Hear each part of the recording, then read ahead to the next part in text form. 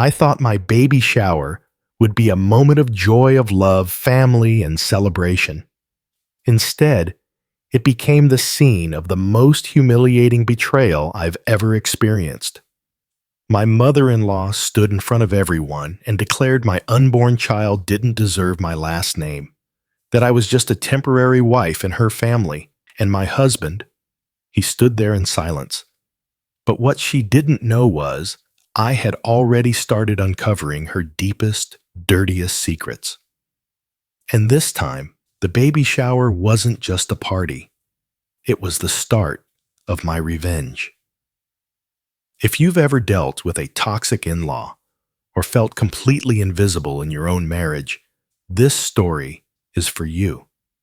Don't forget to like, comment, and subscribe, because sometimes karma doesn't knock. It crashes through the front door. My name is Samantha Taylor, and at 29, I thought I had finally built the kind of life I used to dream about.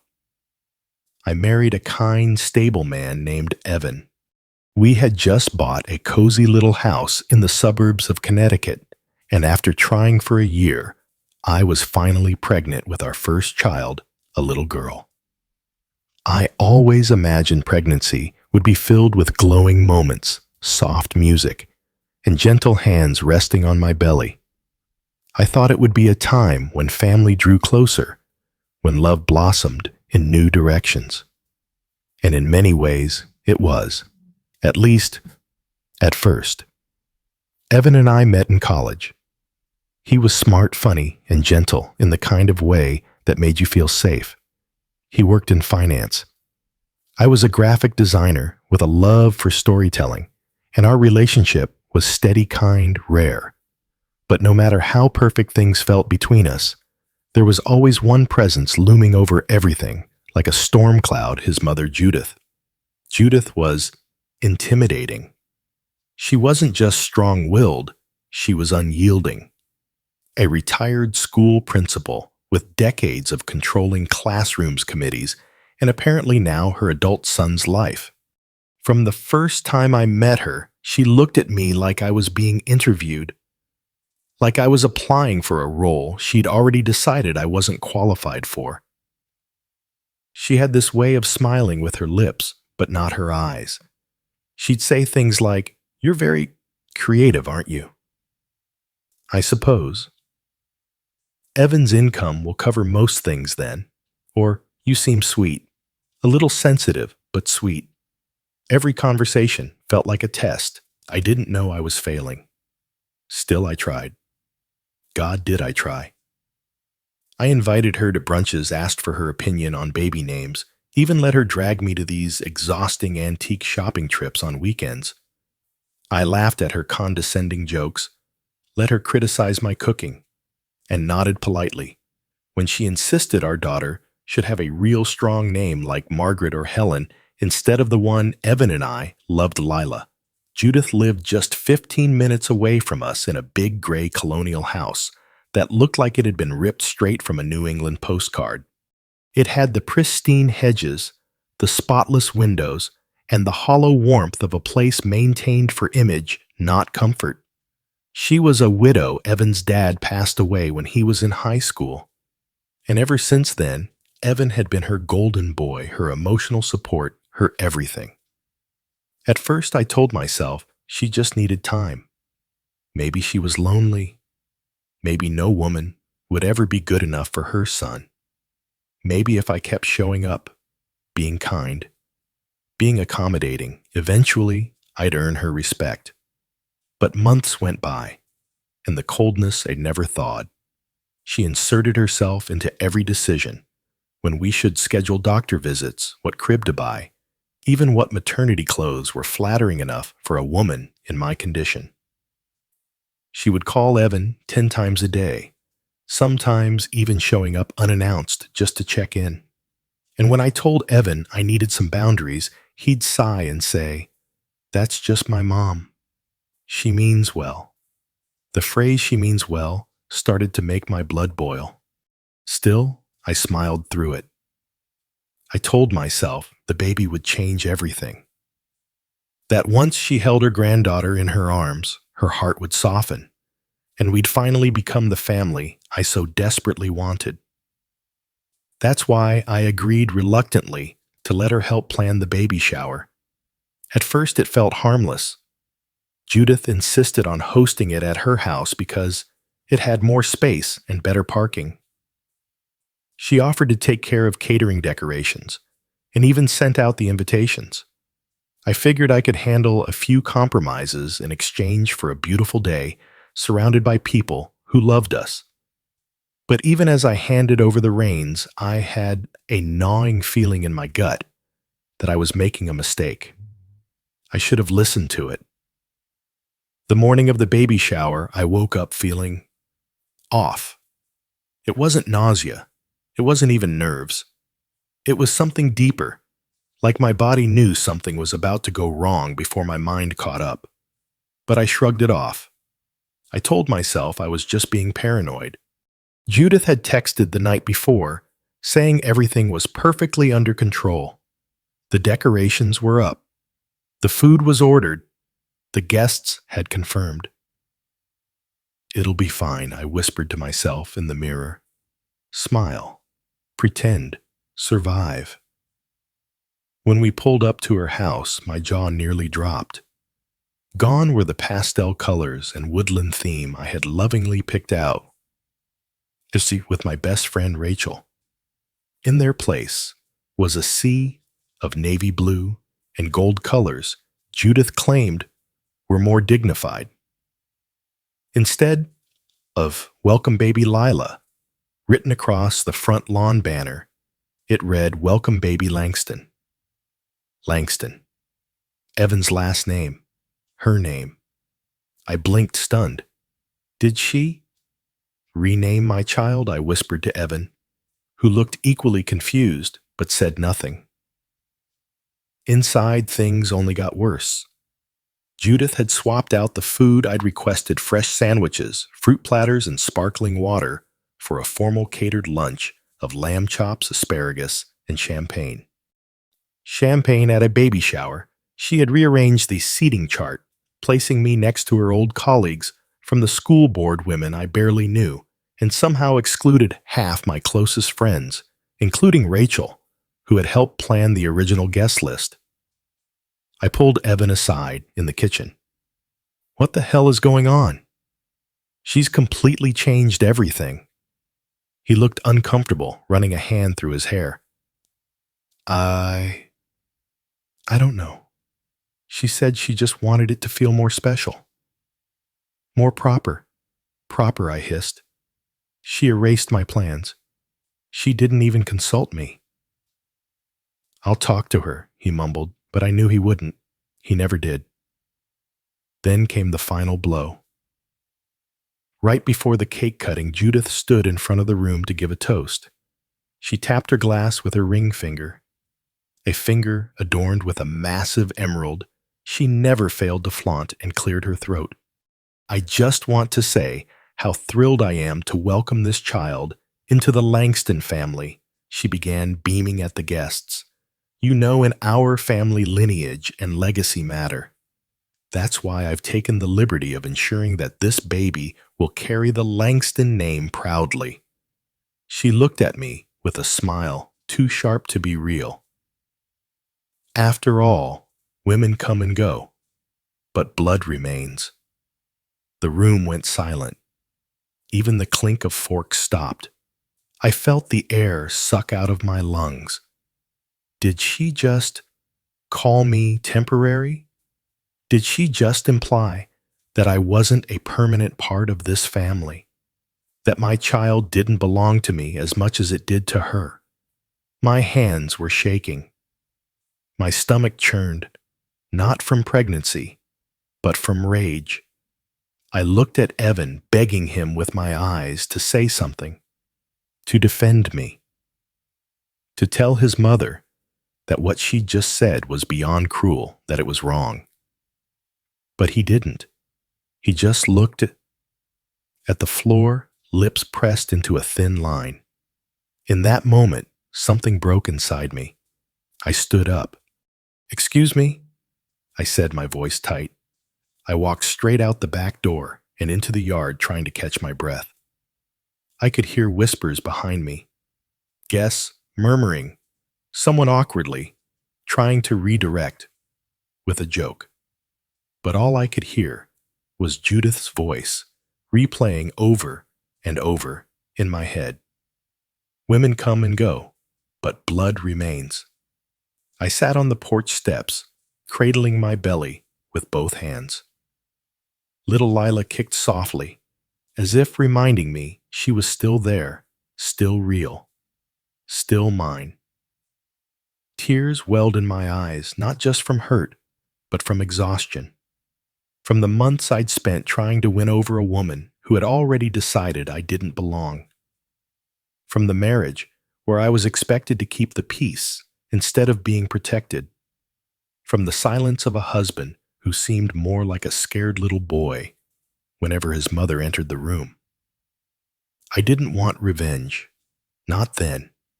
I just wanted to go home. I wanted peace. I wanted love, the kind that didn't come with conditions or power plays. When Evan finally came outside, he looked apologetic. "She didn't mean it like that," he said quietly. "She was just—" "No," I interrupted. "Don't explain her to me. I'll talk to her. You always say that."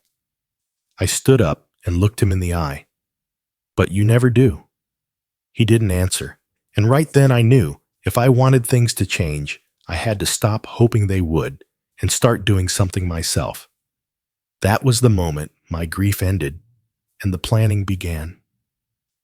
The days after the baby shower were strained, to say the least.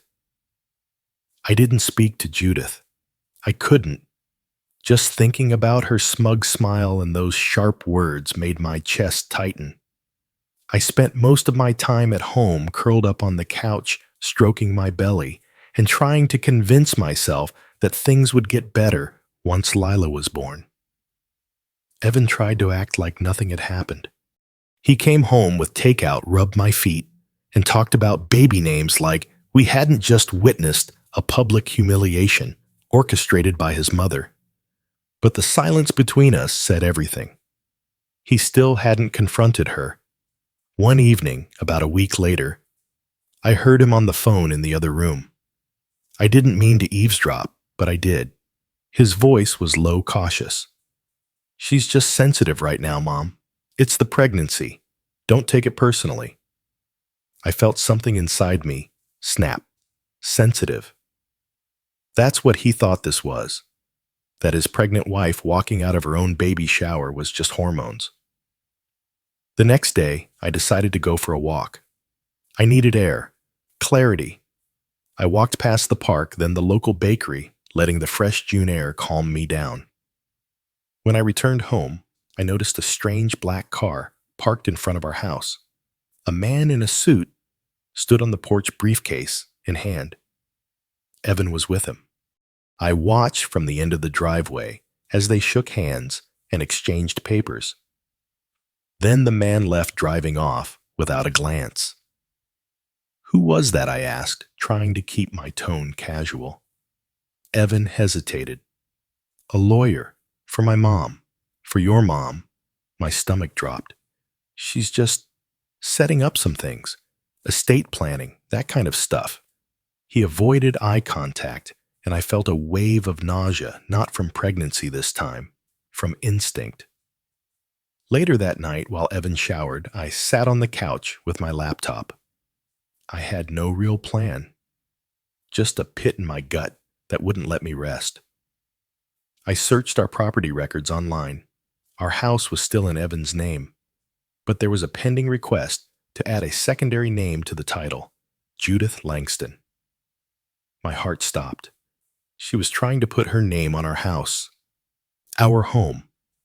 And Evan hadn't told me. I felt the room spin. I barely slept that night, staring at the ceiling, thoughts racing. What was Judith doing?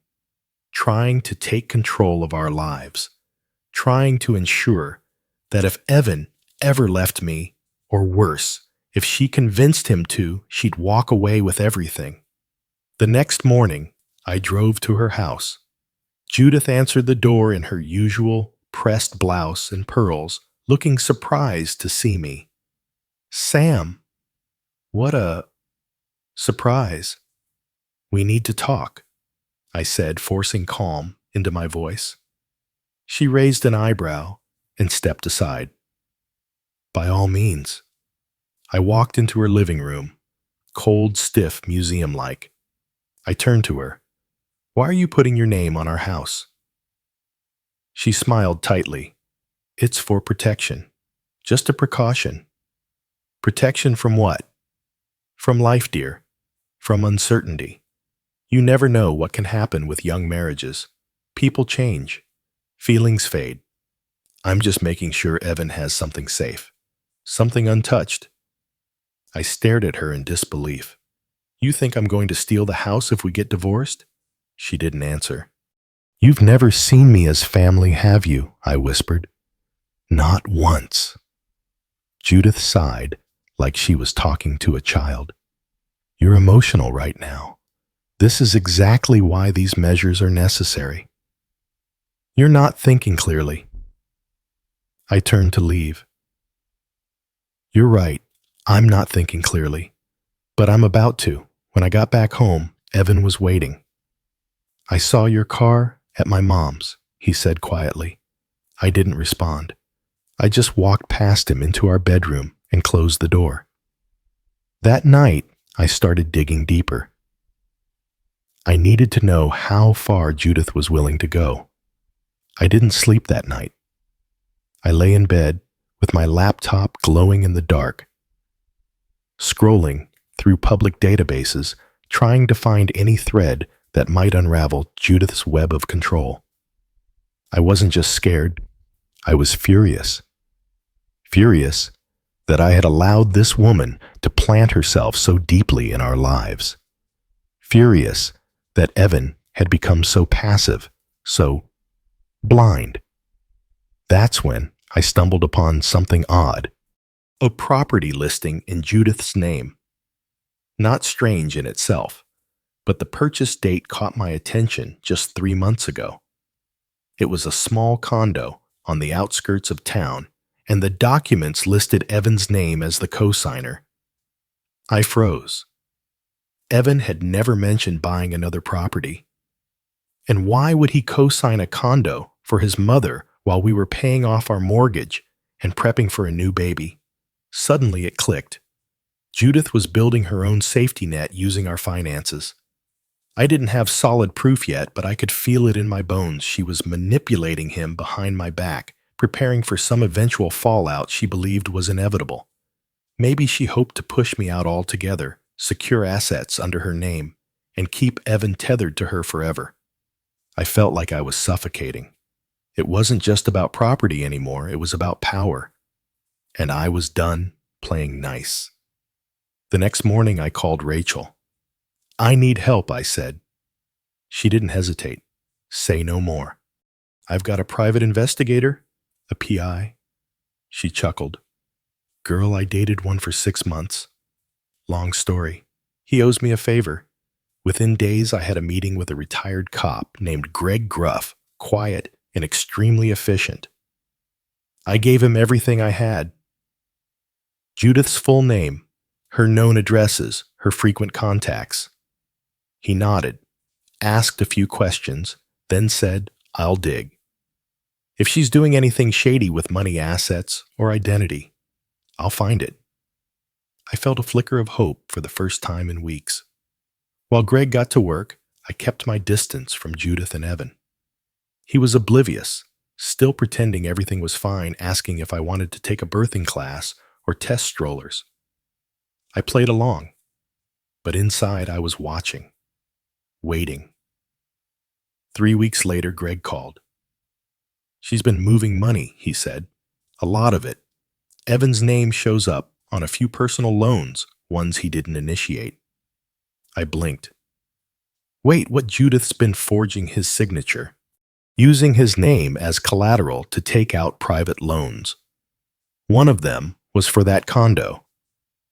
Another one was for a supposed family trust I checked no trust exists. My blood ran cold. She was stealing from her own son. Greg sent me copies of everything: bank transfers, loan agreements, notary stamps that were likely faked. And he offered something else too. I've got a contact at the state attorney's office. You don't have to press charges yet, but if you want her on record, I can make it happen. For a moment, I hesitated. Was I really about to go to war? With my baby's grandmother? With the woman who practically raised Evan? Then I remembered that baby shower, that smug smile, the way she said women come and go. No, I wasn't going to war. She started the war. I was just finally picking up a sword. That night, I sat Evan down. I need to show you something, I said, placing the files in front of him. He looked confused at first, flipping through the documents. Then his brow furrowed. Wait, this says I co-signed. But I didn't exactly, I said quietly. He kept reading. His hands began to tremble. I could see the color drain from his face as it all sank in. The loans, the forged papers, the lies. She's stealing from me, he whispered. I didn't say anything. I didn't need to. For the first time, Evan saw his mother clearly. She said it was temporary, he murmured. She said she'd pay everything back. Evan, I said, my voice breaking. She's been planning for you to leave me since the beginning. And now, she's preparing to take everything if you don't. Tears welled in his eyes, not for her, but for us, for what he'd allowed to happen. I didn't know, he said. God, I should have stood up for you. I should have seen this. I nodded slowly. I needed you, and you weren't there? We sat in silence. Then he did something I never expected. He reached for the documents and said, call the lawyer. I want her name off everything. Today, Evan didn't hesitate. The morning after we uncovered everything, he called our real estate lawyer and told him to halt all title changes immediately. He wanted every document Judith had signed investigated for fraud. And just like that, the quiet son she thought she could manipulate became a man ready to draw boundaries. He also made another decision, one that shocked even me.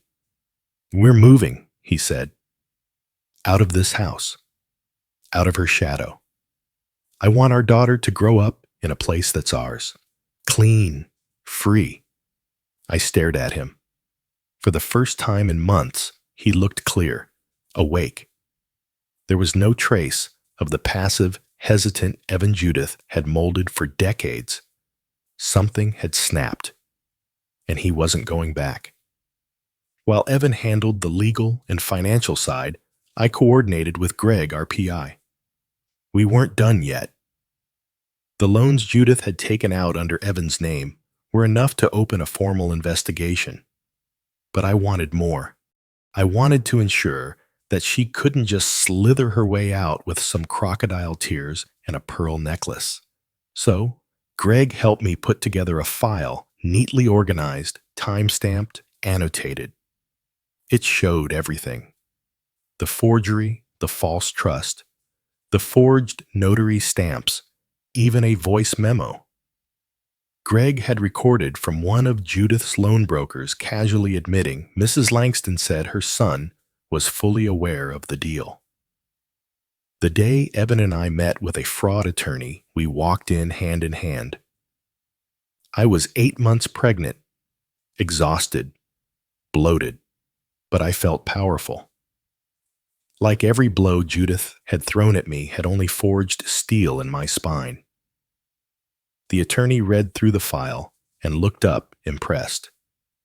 This isn't just financial misconduct, she said. It's willful fraud. If you choose to press charges, this could go criminal. Evan glanced at me. "I want to file," he said without blinking. "She stole from me. She stole from my family." The ball started rolling fast after that. The investigators contacted Judith under the guise of a routine loan verification. She got nervous, then angry, then silent. A week later, Evan received a phone call from her. "You really filed against your own mother," she snapped. "Do you have any idea what that could do to me?" He was calm. "I'm doing what I should have done years ago. Protect my wife and my daughter. You're choosing her over your own blood. I'm choosing the truth." She screamed something unintelligible and hung up. A few days later, she tried to show up at our door, demanding to talk things out. But Evan had already changed the locks and installed security cameras. I watched from the upstairs window as she banged on the front door, mascara streaking down her cheeks. "She's finally unraveling," I whispered. But our revenge wasn't just about watching her break down, it was about reclaiming our peace. So we planned something symbolic, a fresh start. We threw a second baby shower. This time, just with people we loved and trusted. No Judith, no passive-aggressive speeches, just laughter joy and cake with too much frosting. Rachel came early to help decorate, and even Greg the PI stopped by with a baby gift. "For future badass girls," the card read. And at the heart of it all, Evan stood by my side, rubbing my back and holding my hand like it was the most natural thing in the world. When it came time for the toast, everyone looked to me. I took a deep breath and held up my glass of sparkling apple cider. I used to think I needed everyone's approval to be a good wife, a good mom, that if I just played nice, I'd be accepted. But I've learned something far more powerful. You don't need to be liked to be respected, and you don't need to be quiet to be loved. The room clapped. Evan kissed my cheek. That night, after everyone left and the house was quiet, Evan showed me one last thing. The condo Judith had bought. It had been foreclosed. The bank had started proceedings. After discovering the fraud, her credit was destroyed. The loans were recalled. "She's going to be investigated for years," Evan said. "Even if she avoids jail, her reputation is finished. And she can't touch us anymore." I didn't feel sorry. This wasn't vengeance out of pettiness. It was justice. She tried to tear down the family I was building, and instead she got exposed for exactly who she was. In the end, we didn't need to scream.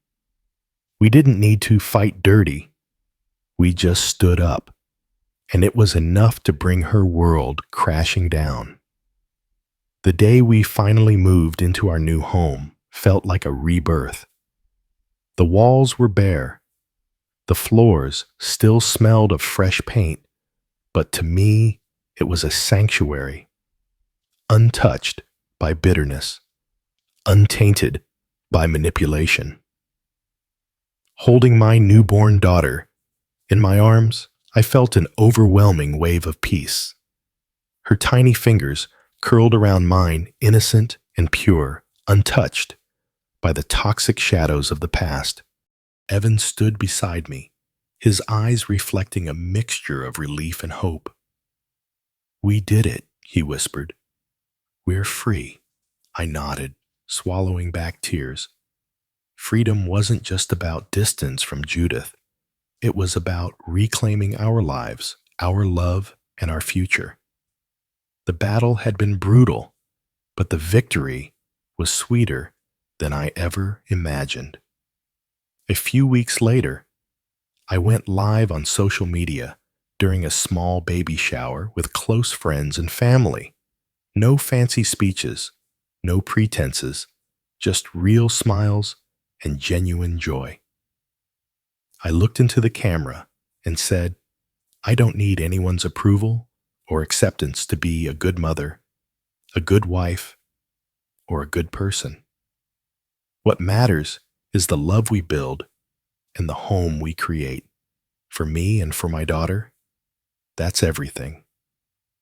Comments flooded in messages of support from women who had faced their own battles, who had felt trapped by controlling families or toxic in-laws. And in that moment, I realized something powerful. My story wasn't just about revenge or karma. It was about strength growth and the courage to protect what truly matters.